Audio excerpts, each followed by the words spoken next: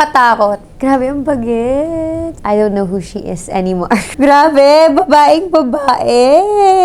Ang arte. Nakakembot pa. Hindi na yata ako yan. Avisala. Ako po si Bianca Umali. At ngayon, I will be reacting to my old OOTDs.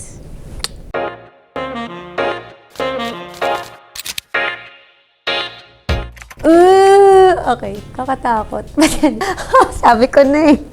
Pero, best dress ko na yan nung panahon na yun. Tropang Pochi days. Actually, I don't remember where I would get my clothes from nung mga oras na yun. Kasi yun yung as in, wala pa kaming gaano ring pera ng lola ko. So, yung mga damit na yan is either pass me down or sa palengke lang namin bibilhin. And yung pair of shoes ko na yan, those were my only pair of heels nung time na yun. Oh my goodness! The floral and the pink skirt. At saka yung ponytail lang talaga na pang everyday. I think this was parang mga 11 ata ako yun. Wow, kala mo naman talaga long legs. Isa to sa mga pinakaunang beses na may nag-style sa akin and nagmukha akong matino. I have started working out in this photo. This was a pictorial for a magazine. Pero yan, tumatanda na ako dyan. I like this. Freshness. One of my very first endorsements naman din. Yes, I like this. Clean.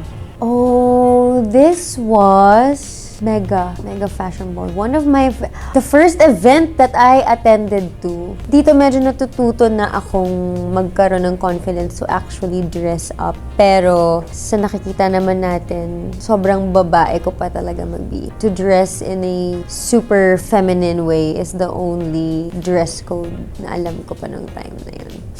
Ayan na, tuto na siya Ang sabi ng latex mo, te. Eto medyo may body confidence na tayo ng slight.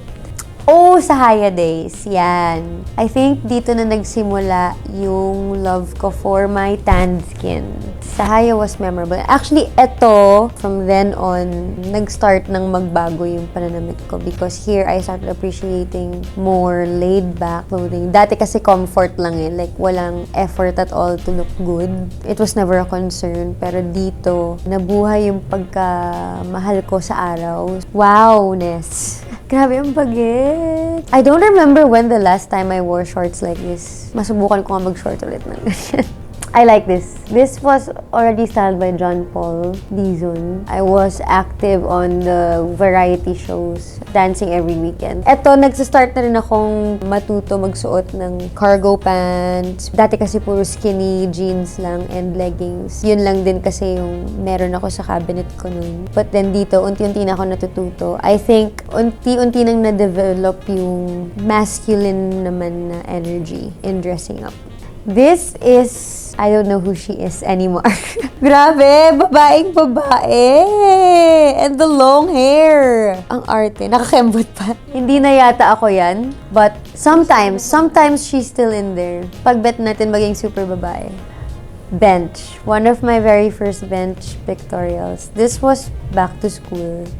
This is the beginning of the fashion era. Talaga. The beginning of when I finally found the right people to work with when it comes to what I want to look like, what the message of my personality is. I have found the right people who have helped me build my confidence. John Paul Dizon, Tazia Falek, Dale Malyari, yan na, nagsisimula na yun. Tapos, if you notice also yung evolution ng damit ko, eto na. Dito na nag-start din na malinaw that I dress androgynously. I like dressing depending on if I feel like I want to look femme or masculine, but most days, I dress as both.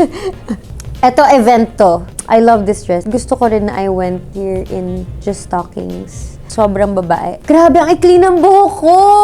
I miss having that ganyan ka ikling buhok. Very first GMA gala. Oh my goodness. Ito, unexpected win to. I did not prepare ng sobra-sobra na parang gusto ko manalo, gusto ko papansin yung suot ko. This gown was by the one and the only Val Taguba. The look was by Tazia Falek. And the styling was by John Paul Dizon. It was on point. Best Fashion Week! Ito yung una kong rampa. Una kong rampa sa Bench Fashion Week. And this was memorable sa akin. Kasi since it was my first time, it set the standard in me na kapag may Bench Fashion Week, paghahandaan ko talaga siya. Although looking at this, I'm proud of myself. Napaghandaan ko naman siya nung time na yun. Pero from then on, sabi ko talaga, I always look forward to being part of the Bench Fashion Week shows or whichever runway it is under Bench because it's a great platform to actually express the attitude that I have when it comes to fashion and to celebrate my relationship with Bench as well. This was my comeback in dancing after a very long time. Nagdaan yung pandemic. This was in Showtime. I loved this dance prod number. Oh! Isa sa mga best looks namin to ni JP. This was for the preview ball. This skirt was by Joey Samson. You can never go wrong with Joey Samson. No words. I love you, Mother Joey. Hi. Okay. Emotional moment for this photo. Okay, etong photo na to was shot and released for the announcement of Encantadia Chronicle Sangre. After a year of keeping it to myself kasi hindi pa ina-announce na kami na yung gaganap. Fun fact, biglaan tong shoot na to. And this really was not the look that we were going for. Especially pagdating sa damit. Wala kasing nag-work sa mga damit na dala namin ni JP nun. So what we did was, nagpatakbo kami ng tao sa Divisoria para bumili ng tela na brown. And then, nagtawag si JP ng one of his best friends in styling. Tapos, nag-project runway sila dun. As in, on the spot, gupitan, braidan, and all of that. And it worked. Hindi pa ako pwede mag-release ng kahit ano about Sangre nun. My trip to Canada, eto na. I have found who I am and how I dress. I have found my language in fashion. I have found both my comfort and my style. Ito yung masasabi kong si Bianca Umali. Yan na yan, siya na yan.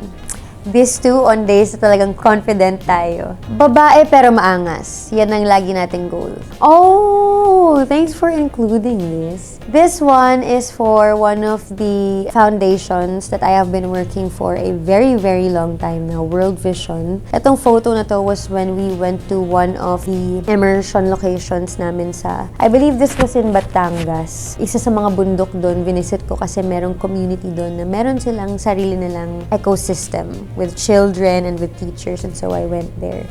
Yung fashion in this photo is in the sense of what it means. Regardless if you're just wearing a shirt, if you're just wearing plain pants, fashion stands for purpose as well. Regardless of how you wear it, what's important is your purpose, na bakit yun yung suot mo. The latest body of work. Proud ako dito. Actually, not just for myself, but for everyone who was part of this show. I'm grateful. Isa ako sa napabilang dito. This is my very first big runway naman ng Ben. Their last runway was pre-pandemic. Naging part nun si Ruru. And so, kinikwento lang niya sa akin, sana maulit, sana maka-join ka na sa next. Fast forward to it happened, and I was part of it. And I looked good! Proud ako kasi pinaghirapan namin ni Ruru to. We documented yung paghihirap namin. Even backstage, we were really pumped to do our best and to look really, really good for this runway.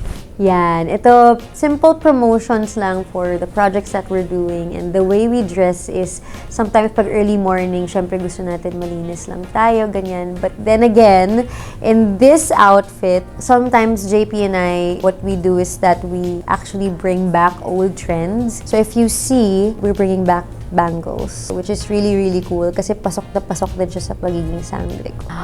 Ternocon. This is by Joey Samson as well. Always in Joey Samson.